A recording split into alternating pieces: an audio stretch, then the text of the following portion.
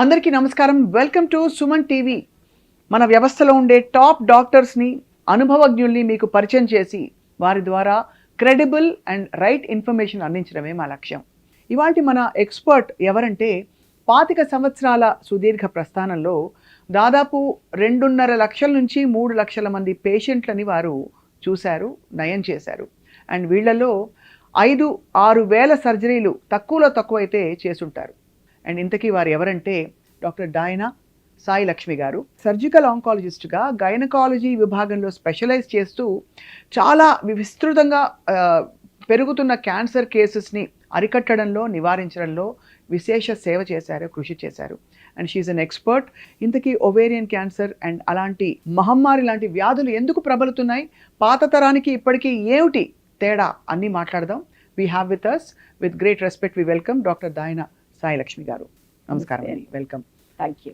మనం గతంలో కూడా ఒక కాంటెక్స్లో సంభాషించాము డాక్టర్ సాయి లక్ష్మి గారు.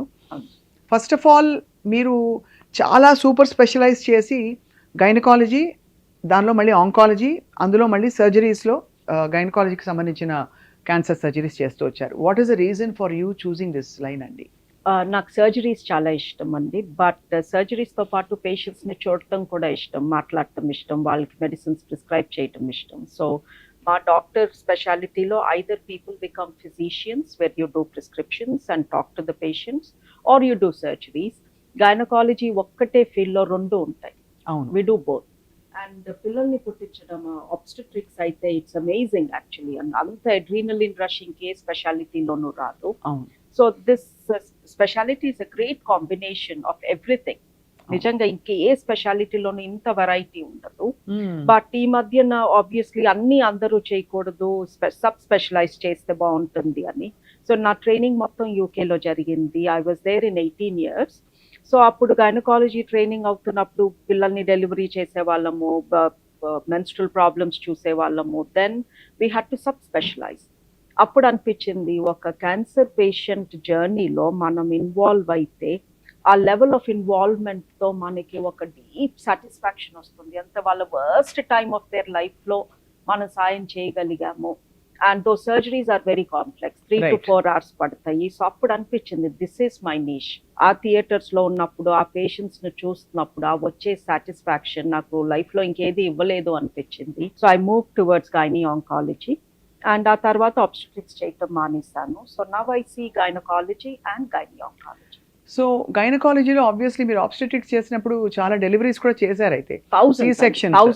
సో అది మనం చెప్పనే లేదు. సో ఎన్ని వేల సర్జరీస్, ఎన్ని వేల సి సెక్షన్స్ చేశారు, ఎన్ని వేల న్యాచురల్ బర్త్ డెలివరీస్? యూకేలో అండి 90% న్యాచురల్ అవుతాయి, 10% సి సెక్షన్స్ అవుతాయి. సో ఒక షిఫ్ట్ లో మేబీ ఒక 10 న్యాచురల్ డెలివరీస్, ఫోర్సెప్స్ అవి చేస్తే 2-3 సిజేరియన్స్ అయ్యేవి. అలా ఒక 15 ఏళ్ళు చేసుంటానండి. So I lost down. So దాదాపు అంటే ఆ విభాగం కూడా చేశారు, అక్కడ పునరుత్తేజితం చేసి ఒక శిశువుని ప్రపంచంలోకి తీసుకొచ్చే ఒక వెరీ క్రియేటివ్ కైండ్ ఆఫ్ అంటే సర్జరీ. ఇక్కడ మీరు అంటే దాదాపు ఒకటి శరీరంలో ఇది వద్దు అని అనుకుని తీసేసేలాంటి. సో రెండు వైరుధ్యాలు actually if you look at it. That is why in UK they say either do that or do this. Right. రెండు కలిపితే it will be too much, right. So ఇది మీకు తృప్తిగా ఉందా డాక్టర్ సాయి లక్ష్మి గారు? బికాస్ ఇది ఒక చాలా hard disease to deal with, cancer. Everybody knows that. So how has this fulfilled you? Cancer ఎంత డిఫికల్ట్ అయినా అండి, ఆ పేషెంట్స్తో డీల్ చేసేటప్పుడు ఇమోషనలీ చాలా టఫ్గా ఉంటుంది. ఎస్పెషలీ యంగ్ పీపుల్ క్యాన్సర్తో వచ్చి వాళ్ళ ఫర్టిలిటీ అంతా డిస్టర్బ్ అయ్యి ఎక్సెట్రా. బట్ వాళ్ళని నయం చేసినప్పుడు ఆర్ వాళ్ళ రికవరీ ఫేస్లో మనం అంత ఇంపార్టెంట్ రోల్ ప్లే చేస్తున్నప్పుడు, అండ్ ట్రస్ట్ మీ అండి, ఈ క్యాన్సర్ సర్జరీ చాలా బాగా చేయొచ్చు, ఆర్డినరీగా చేయొచ్చు, ఏదో చేశానులే అన్నట్టు చేయొచ్చు. చూసే వాళ్ళకి యూనో అన్ని కుట్లేసేసాక పేషెంట్కి తెలీదు వాళ్ళ సర్జరీ ఎంత బాగా జరిగిందో ఆర్ ఎంత ఆర్డినరీగా జరిగిందో. But as a surgeon I know if you are a very good cancer surgeon you can literally make a life or death decision for that patient. ఆ satisfaction I don't think anything matches it. And ఇప్పుడు cancer ఇంత విపరీతంగా పెరుగుతూ చాలా అంటే కారణాలు లేకుండా ఇదివరకు ఏవో హ్యాబిట్స్కి లేకపోతే ఫ్యామిలీ హిస్టరీకి మాత్రం పరిమితమైన ఒక కండిషన్ ఇప్పుడు ఇంత ప్రబలుతోంది కదా డాక్టర్ సాయి లక్ష్మి. మీరు చూసిన మోస్ట్ క్రిటికల్ కేసు ఏంటి where you feel very fulfilled? నేను టైమ్లీ ఇంటర్వెన్షన్ తోటి ఒక ప్రాణం బ్రతికించాను అని అంటే చాలా బాధలో వస్తారు ఎవరైనా. మనకి స్టాటిస్టికల్గా మాట్లాడతాం కానీ ఇన్ని కేసెస్ అని, but every case is so important అంటే ఇన్ దేర్ లైఫ్స్. సో మనం 1% రిస్క్ ఆఫ్ డెత్ అన్నాం అనుకోండి, ఆ డెత్ అయిన పర్సన్కి అది 100% కదా. అవును, అంతే కదా. Absolutely. So if you ask me ఏది నాకు చాలా ఫైన్, ఐ థింక్ స్ట్రెస్ తీసుకున్నదైతే ఒక 26-year-old అమ్మాయి వచ్చింది ప్రెగ్నెన్సీలో. అండ్ అమ్మాయి ప్రెగ్నెంట్ అవ్వక ముందు ఎంత హెల్త్ కాన్షియస్గా మనం ప్రెగ్నెన్సీ ప్లాన్ చేస్తున్నాం కదా, ఒక్కసారి హెల్త్ చెకప్ చేయించుకుందాము అని చేయించుకుందాం. అసలు ఎంతమంది చేయించుకుంటారు? తను చేయించుకుంది. ఆ చేయించుకున్న స్కాన్లో ఒక చిన్న సిస్ట్ కనిపించింది. స్కాన్ డాక్టర్ అన్నారు, ఈ సిస్ట్ ఏదో కొంచెం తేడాగా ఉంది, మీరు డాక్టర్ని కలవండి అని. డాక్టర్ని కలిస్తే ఏం లేదు, ఇది ఎగ్లో బ్లీడింగ్ అయ్యింది, nothing to worry, you plan your pregnancy అన్నారు. ప్రెగ్నెన్సీ 3 months ఉన్నప్పుడు చేసిన స్కాన్లో అది పెద్దదయ్యింది. నథింగ్ అమ్మా, నువ్వు ప్రెగ్నెంట్ కదా అని పెరిగింది అన్నారు, ఇక్కడే హైదరాబాద్ డాక్టర్సే. దెన్ 5 months ప్రెగ్నెన్సీలో అది మరీ విపరీతంగా పెరిగిపోయింది. అప్పుడు అందులో క్లియర్గా క్యాన్సర్ కనిపించింది. Then she came. So 5 months pregnancy ఒకవైపు, ఇంకోవైపు క్యాన్సర్ గడ్డ పొట్టలో. సో ఆ టైంలో కానీ మనం ఇంటర్వ్యూన్ అయితే 5 months ప్రెగ్నెన్సీ టైంలో కొంచెం రిస్క్ ఉంటుంది బేబీకి, బికాస్ అప్పుడే గ్రో అవుతున్న బేబీ, బట్ క్యాన్సర్ ఏమో పెరిగిపోతుంది. ఈ యూట్రస్ బరువుకి అది పగిలిపోతుందా, రప్చర్ అవుతుందా, రప్చర్ అయితే ఆ పొట్టంతా క్యాన్సర్ స్ప్రెడ్ అవుతుంది. సో ఒక 4 weeks తర్వాత మళ్ళీ మానిటర్ చేస్తే అది ఇంకా 24 centimeters పెరిగింది. సో ఇక్కడ 24 centimeter యూట్రస్, దాని వెనకాల 24 centimeter క్యాన్సర్. ఇప్పుడు ఎలా చేయాలి? ఇంకా 3 నెలలు ప్రెగ్నెన్సీ మిగిలి ఉంది. ఈ ప్రెగ్నెన్సీని టర్మినేట్ చేసే టైం కూడా కాదు, బేబీ చక్కగా హెల్తీగా ఉంది. So we made a decision to operate then in this between 6th and 7th month of pregnancy. Because అప్పుడు బేబీ కొంచెం బలంగా ఉంటుంది, మనం ఏదన్నా చేసినా తట్టుకోగలిగే కెపాసిటీ ఉంటుంది. సో చాలా రిస్క్ తీసుకునే చెప్పామమ్మ, ఈ ప్రెగ్నెన్సీ పోవచ్చు, బట్ ఈ ప్రెగ్నెన్సీ విపరీతంగా ఈ క్యాన్సర్ పెరిగిపోతుంది. So small risk of losing the baby ఉంది, బట్ లెట్స్ డూ ఇట్ అని. ఆపరేషన్ అయ్యిందండి, కానీ యూట్రస్ వెనకాల ఈ ఓవరీ అతుక్కుపోయి ఉంది. యూట్రస్ని ముట్టుకోవాలంటే భయం, లోపల బేబీ ఉంది, ప్లేస్ లేదు, చేతులు వెళ్ళట్లేదు, ఏమీ కనిపించట్లేదు. స్టిల్ అది పగలకుండా తీయాలి, పగిలితే క్యాన్సర్ స్ప్రెడ్ అవుతుంది. సో ఆ మూమెంట్లో ఇలా చేతులు కాళ్ళు వణికిపోయి వాళ్ళంతా చల్లబడినట్టు, ఇప్పుడు ఫెయింట్ అయిపోతానేమో నేను ఈ స్ట్రెస్తో అన్నట్టు అనిపిస్తుంది. Still we did it. పగలకుండా బయటకు వచ్చింది ఆ సిస్ట్, ఆ లంప్ బయటకు వచ్చేసింది. క్యాన్సర్ అప్పుడు చేయాల్సిన మిగతా పార్ట్ చేయలేదు, బికాస్ అదొక్కటే ఏరియా ఆఫ్ క్యాన్సర్. క్యాన్సర్ ఉంటే లింఫ్ నోడ్స్ తీస్తాము, కొవ్వు తీస్తాము, యాక్చువల్లీ యూట్రస్ కూడా తీసేస్తాము, పక్కన ఓపి తీయాలి, కానీ అప్పుడు బిడ్డ కోసం అవసరం కదండి. సో అవన్నీ ఉంచేసి ఓన్లీ క్యాన్సర్ని తీసి ఆ అమ్మాయి ఒక 48 to 72 hours continuous baby monitoring చేస్తూ అబ్జర్వేషన్లో ఉంచాము. 3 days I did not sleep అండి స్ట్రెస్తో. ఈ బేబీకి ఏమన్నా అవుతుందా, ఎనెస్థీసియా ఇచ్చి ఇప్పుడే లేపాము, వాట్ ఎవర్. చక్కగా ఆవిడ 4th day ఇంటికి వెళ్ళిపోయింది. 2 months తర్వాత సిజేరియన్ చేసి బేబీని డెలివరీ చేశాక మిగతా ఏవేవి తీయాలో అప్పుడు తీసుకున్నాము. సో బేసికలీ ఆవిడకి సేఫ్గా బేబీని మనకి we gave her a baby and క్యాన్సర్ని ఫస్ట్ స్టేజ్లో బయటికి తీసేసరికి now she is almost 4 years down the line. చక్కగా మొన్నే బేబీతో ఒక మ్యాంగోస్ బుట్టతో వచ్చింది. ఇట్ ఫీల్స్ గుడ్ అండి. రెట్రోస్పెక్టివ్లీ చాలా బాగా చేసాం ఆ కేసు అనిపించింది. తల్లి బిడ్డ ఇద్దరిని బతికించారు మీరు. అంటే నేనే కాదండి, ఎవరైనా any cancer doctor can do it, but obviously she came to me, so ఆ స్ట్రెస్ నేను తీసుకోవాల్సి వచ్చింది. బట్ ఇలాంటి కేసెస్ ఉన్నప్పుడు నాకేం బాధ అనిపించింది అంటే, ఆ అమ్మాయి ప్రెగ్నెన్సీకి ముందు వెళ్ళినప్పుడు ఒక తేడా కనిపించినప్పుడు ఏం కాదులే, లైట్ తీసుకో, ప్రెగ్నెంట్ అయిపో అని చెప్పడము, it's kind of an irresponsible. అంతే కదా. అప్పుడే మనం యాక్షన్ తీసుకుని ఉంటే తనకి ఇంత స్ట్రెస్ ఉండేది కాదు, మనం అంత రిస్క్ తీసుకోవాల్సిన అవసరం వచ్చేది కాదు. అసలు అన్బిలీవబుల్గా ఉంది. అంటే ఒక పొట్ట, అది కూడా ఎంతే ఉంటుంది మనకి, మొత్తం అంత ఎంత గర్భం దాల్చిన పొట్ట అయినా అంతలో ఒక గడ్డ పెరుగుతూ పక్కన బేబీ పెరుగుతూ, అంటే బేబీకి తల్లి పడ్డ బాధ అంతా తెలుస్తుంది అంటూ ఉంటారు కదా, emotionally also.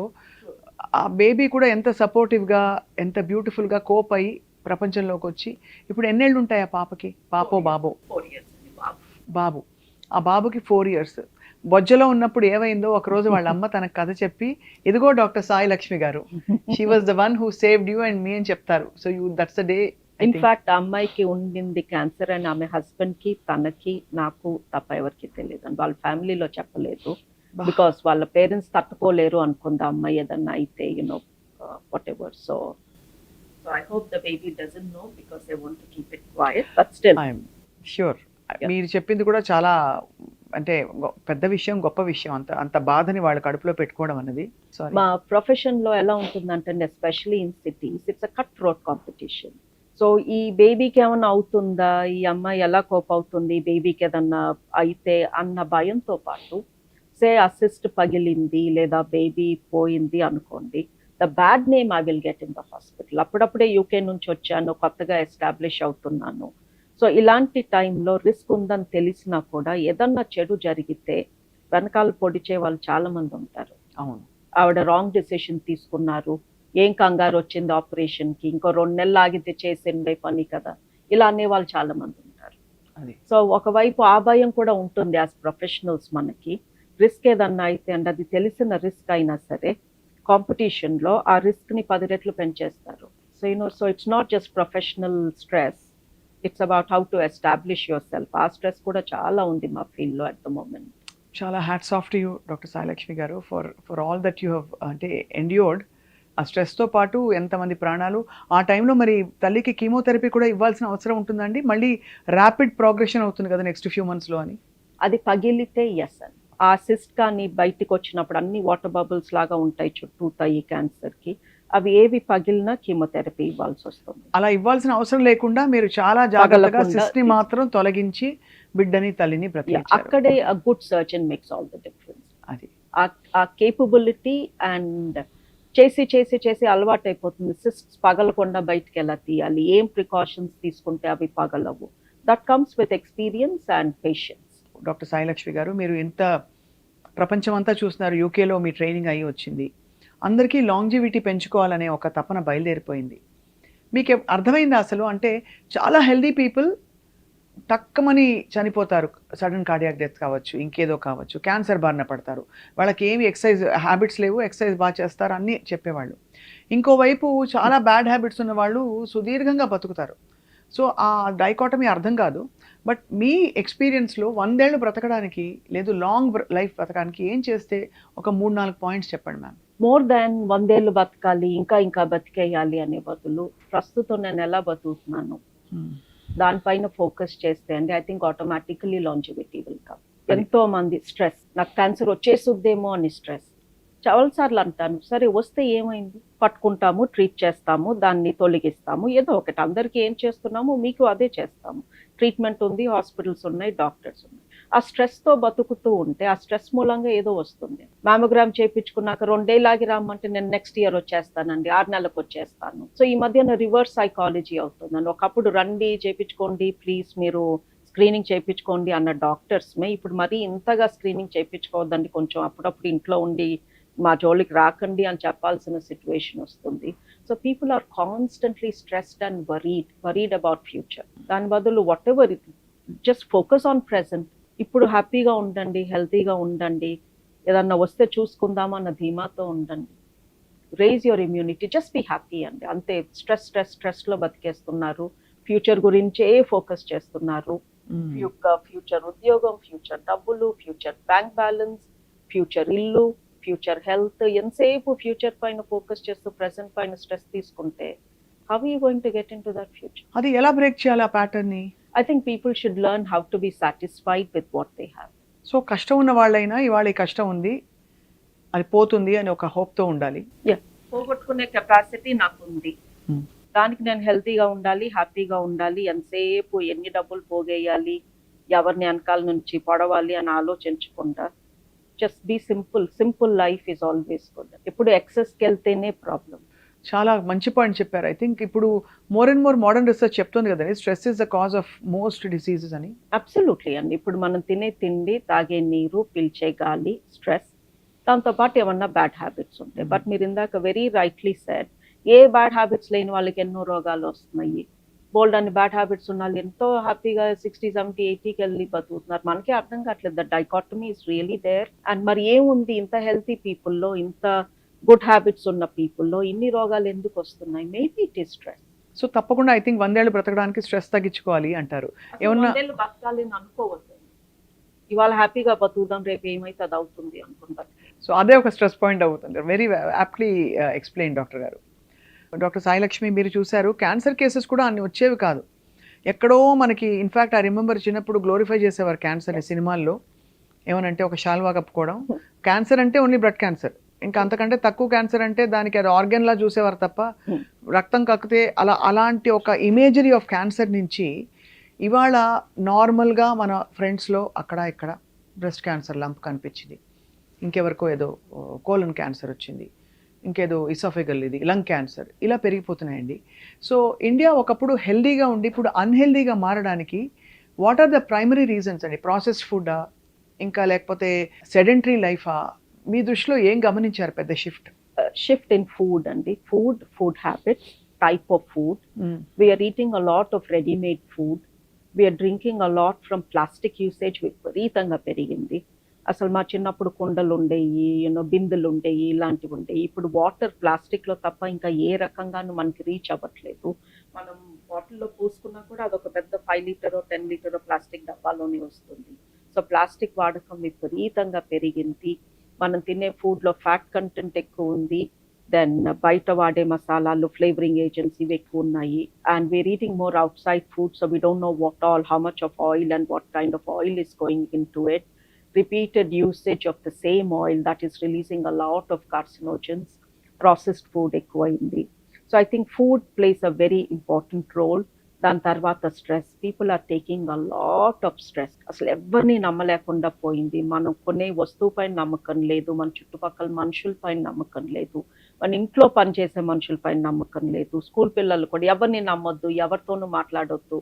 We are constantly stressed out about multiple things. అని పొద్దున్న లేచిన కాడ నుంచి పడుకునే వరకు వి ఫీల్ ఈ సమాజంలో ఉన్న ప్రతి మనిషి మనని మోసం చేయటానికే ఉన్నాడు అన్న యాటిట్యూడ్తో మనం బతికేస్తున్నాం. ఎందుకు అలా అయిపోయింది? ట్రస్టింగ్ రిలేషన్షిప్స్ పోయాయి అసలు.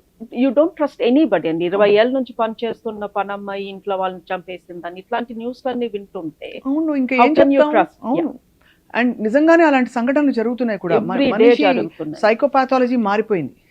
అమ్మే వాటిల్లో కల్తీలు, రసాయనాలు కలుపుతున్నారు, పసుపు, చెక్కపొట్టు కలుపు, ఇవన్నీ వింటుంటే అంటే మనకి ఎవరిని నమ్మలేని సిచ్యువేషన్ లో we're living in a very stressful environment. So అందుకే మీరు అన్నట్టు at least 2 days a month or some time in a week people have to wind down. ఇవన్నీ మైండ్ లోంచి తొలగించి డీప్ బ్రీతింగ్, వాకింగ్, ఏదో ఒకటి యోగానో చేయకపోతే I think people will become, physical illnesses ఎలాగో వస్తున్నాయి, దాంతోపాటు I think mental illness, depression, anxiety ఇవన్నీ కూడా విపరీతంగా పెరిగిపోతాయి. చాలా I think very aptly observed. It's our changing lifestyle అండి. మరి డబ్బు ఆశతో పీపుల్ ఎన్ని చెడ్డ పనులు చేస్తున్నారు అంటే ఎవరిని నమ్మలేకుండా ఉంది. So that is annoyingly it's adding stress to us. ఇప్పుడు యాక్చువల్లీ అండి నాకు కూడా అనిపిస్తుంది ఈ సోషల్ మీడియా ఇన్ఫ్లుయెన్స్ వల్ల కూడా మైండ్ అసలు మ్యాపింగే కంప్లీట్గా మారిపోయింది, ప్రయారిటీస్ మారిపోయాయి. ఎంత తక్కువ సోషల్ మీడియాలో ఉండే వాళ్ళైనా సరే they are highly influenced with what is going on around. So there is no time to reflect and see మనకేం కావాలి, మనం ఏం కోరుకుంటున్నామని. సో ఐ థింక్ ఈ జనరేషన్ నుంచి ఈ జనరేషన్తో ఆగిపోయి ఒక రెవల్యూషన్ వస్తే ఎంత బాగుంటుంది అనిపిస్తుంది తర్వాత తరాలకి, మన పిల్లలకి. ఒక 40 years వెనక్కి వెళ్తే అండి మనం ఇన్ని క్యాన్సర్లు, ఇన్ని రోగాలు చూడం. అది కరెక్ట్. ఇప్పుడు కొత్త కొత్త కాంబినేషన్స్ కూడా వచ్చేసాయి, అందుకే మెడిసిన్లో కూడా కొత్త కొత్త సూపర్ స్పెషాలిటీస్ వచ్చేసాయి. ఈ లాస్ట్ 1 month లో అండి, మే నెలలో ఒక క్యాన్సర్కి పెట్ సిటీనో సిటీ స్కానో చేస్తే 6 patients కి ఇంకొక క్యాన్సర్ బయటపడింది. బాబోయ్. సో ఒక మనిషికి ఒక క్యాన్సర్ పక్కన పెట్టండి, ఒకే టైంలో 2 organs లో 2 వేరే వేరే టైప్ క్యాన్సర్స్. సో క్యాన్సర్ వచ్చింది నుంచి ఒక మనిషికి ఎన్ని క్యాన్సర్లు వచ్చినాయి ఒక టైంలో, ఆ డిస్కషన్లోకి వెళ్తున్నాం మనం. అది ఇప్పుడు లెడ్ టాక్సిసిటీ అంటున్నాం కదండి, చాలా వాటిలో కల్తీలు, ఈవెన్ మనం తినే ఆహార పదార్థాలు. Is that a significant cause? మీరు చూసారా మీ ఎక్స్పీరియన్స్లో? అంటే లెడ్ టాక్సిసిటీ మనం మెషర్ చేయమండి, there is no way of measuring lead. But some cancers you can't explain. 20-30-year-old healthy people, vegetarians, వీళ్ళలో కూడా మన క్యాన్సర్స్ ఎందుకు చూస్తున్నాం? అంతే కదా. So some toxin has entered their body and changed their body. So ఇదే I think this is అంత mind. మనం ఎవరి కూరగాయలు వాళ్ళే పండించుకోవాలని చెప్తున్నాం, అందుకనే ఇవాళ వీలైతే చిన్న టెరెస్ గార్డెన్ అయినా పెట్టుకోండి, దయచేసి మీ కూరగాయలు మీరు పండించుకోండి. ఇదే కదా. But water is a big problem. అది water is a big problem. దానికి కూడా మనకి సొల్యూషన్ లేదు. ఎంత మనకి ఫిల్టర్డ్ వాటర్, క్యాన్డ్ వాటర్ తీసుకున్నా, ఇంకా ఏదో ఏంటి యాంప్లిఫైడ్ దీంతో అడిషన్స్ తోటి water. Where is it coming from? ఇప్పుడు రెస్టారెంట్ లో మంచి గాజు గ్లాస్ లో నీళ్ళు ఇస్తాడు, బట్ ఎందులోంచి పోస్తాడు? ఒక ప్లాస్టిక్ బాటిల్ నుంచి. అది plastic need is a to- big culprit అయితే. Plastic is the biggest culprit. I wish ఇప్పుడు మీరు చెప్తున్నారు అన్ని ప్లాస్టిక్ సీసాలు, ప్లాస్టిక్ డబ్బాలు ఇంట్లో తీసి పడేయాలండి. But the problem is in plastic covers. గేదెలు ఆవులు తింటున్నాయి. So even the milk is contaminated. Contaminated. అది అమ్మో ఈ పాయింట్ చెప్పారండి. సో గేదెలు ఆవులు తినేసి వాటి పొట్టలోకి వెళ్ళి అవి కూడా పాలల్లోంచి బయటకు The వస్తాయి. polymers are coming out. When they check, they can see polymers are the microplastics. మనం తినే ఫుడ్ లో చాలా వాటిలో they are seeing microplastics. And ఈ మైక్రోప్లాస్టిక్స్ మన పొట్టలో నుంచి రక్తనాళాల్లో నుంచి ఏదన్నా ఒక ఆర్గన్ లోకి వెళ్ళి డిపాజిట్ అవుతున్నాయి అని కూడా చెప్తున్నారు. అలా డిపాజిట్ అయ్యి ఆ ఆంకోజీన్స్ యాక్టివేట్ అవుతున్నాయి. The mutations. చాలా స్కేరీగా ఉందండి. అసలు ఐ థింక్ మనకి మనమే రక్షణ, మైండ్ బాడీ సోల్ని ఛార్జ్ చేసుకోవాలి. సో డాక్టర్ సాయిలక్ష్మి, ఇంత బిజీ లైఫ్లో ఇంతటి ఒక challenging situation and life style మధ్య మీరు మీ రొటీన్ని ఎలా డిజైన్ చేసుకున్నారు? మీ ఫుడ్ విషయాల్లో మీరు ఎలా జాగ్రత్త పడతారు? You look so young. మీకు 25 ఏళ్ళ ఎక్స్పీరియన్స్ అంటే మీరే 25 ఏళ్ళలో ఉన్నారు. Thank you. సో ఏం చేస్తారు మ్యామ్ మీరు? To be honest and I lead a very ordinary life. నన్ను అసలు ఎవ్వరూ ఎగ్జాంపుల్ గా తీసుకోవద్దు అని చెప్తాను. బికాస్ నేను అసలు దేనిపైన పెద్దగా ఫోకస్ చేయను. I limit to 1 meal a day. 1 meal a day. Okay. And just because నాకు బిజీగా ఉన్నప్పుడు వర్క్ లో తినబుద్ధి కాదండి. So I just eat a fruit or some nuts. So automatically food intake తక్కువే ఉంటుంది 1 meal a day కాబట్టి. And either I do walking are yoga regularly. ఒకప్పుడు విపరీతంగా అంటే I was very passionate about yoga, but ఇప్పుడు కొంచెం జాయింట్ స్టిఫ్నెస్ అవి వస్తున్నాయి. షోల్డర్ ఫ్రోజన్ షోల్డర్ వచ్చి కొన్ని రోజులు చేయలేదు. Then I took over walking as exercise. And చాలా మ్యూజిక్ వింటాను, అస్సలు టీవీ చూడను. I read a lot of books. So నాకు ఈ మీడియా టైం తక్కువ. Right. So I barely go on ఇన్స్టాలో నా పోస్ట్స్ వస్తాయి కానీ నేను ఇంకేవి చూడను. నావి కూడా నేను చూడను actually. Just to keep track అంతే. అసలు ఏం వీడియో పోస్ట్ చేశారు ఇవాళ అని చూస్తాను తప్ప నేను మిగతా ఎవరి చూడను. So what you seek then as fulfilment? Because అందరికీ ఏవో గోల్స్ పెట్టుకుంటారు. ఇన్ఫ్యాక్ట్ మనకి అది గ్రూమ్ చేసి పెట్టేశారు. నీకు లైఫ్లో గోల్ లేకపోతే నువ్వు వేస్ట్ అన్నట్టు చాలా మందికి. ఇప్పుడు నాకు కూడా గోల్ లేదంటే అర్థం కాదు. I'm just flowing with life. So అలా మీరు ఒక విజన్ మిషన్ పెట్టేసుకోవాలని నెత్తిన రుద్దేసిన సందర్భాల్లో మీరు ఎలా మిమ్మల్ని మీరు సమాధానం, what you wake up to for example every day? I wake up to go and see if I can make a difference in any other new person's life. And because నాకు Sunday తప్ప ఒక ఎక్స్ట్రా డే హాలిడే వచ్చినా ఇంకా restlessness వచ్చేస్తుంది. అబ్బా ఏం చేస్తున్నాను ఇంట్లో, ఏం చేయట్లేదు, ఆ గార్డెనింగ్ చేశాను అంతే, ఇదే వెళ్ళాలి, పేషెంట్స్ ని చూడాలి.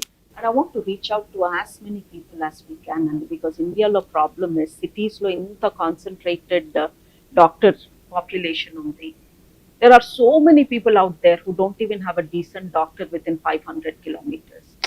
So medical system ఎలా అవ్వాలి అంటే ఒక డాక్టర్ని, ఒక గైనీ ఆంకాలజిస్ట్ నేను కలవాలి అని ఎవరైనా మణిపూర్లో అనుకున్న కలవగలగాలి. ఆ యాక్సెసిబిలిటీ ఉండాలి. అందుకని I do all these interviews because it allows people to reach us at least through media and at least through online appointments. వాళ్ళకి నేను ఆపరేషన్ చేయకపోవచ్చు, బట్ ఏం చేయాలి అనేదైనా చెప్పగలను. Or at least I can reassure them.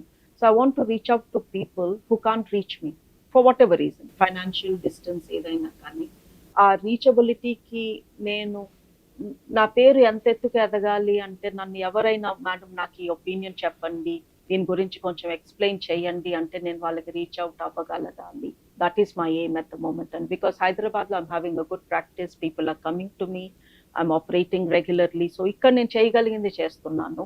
But people from far away also at least should be able to ask me for advice if they need it. That's what I'm aiming for in the next 2 to 3.